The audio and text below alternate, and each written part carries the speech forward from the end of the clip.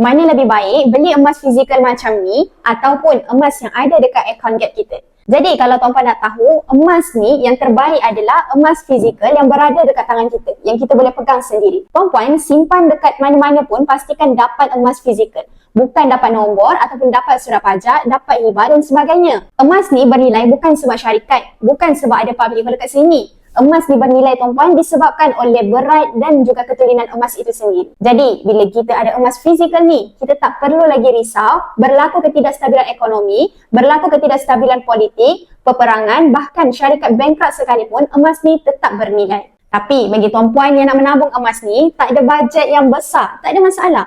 Contoh, tuan-puan nak dapatkan 10 gram ni yang nilai dia sekitar RM4,000 lebih. Tuan-puan boleh menabung gram emas sikit demi sedikit dalam akaun emas tuan-puan sendiri. Cukup sahaja gram dah boleh fizikalkan emas dan pegang sendiri macam ni. Student ke, suri rumah ke yang nak menabung gram emas ni yang tak ada bajet yang besar pun boleh menabung emas. Tuan sendiri pun tuan-puan keluarkan 10 gram ni daripada akaun Gap. Jadi bagi tuan-puan yang tengok video ni, kalau nak Fad bantu untuk simpan emas dekat public gold, boleh tengok link video Fad dekat profile atau terus saja klik link di bio. Nanti Fad akan bantu tuan-puan dengan sebaiknya.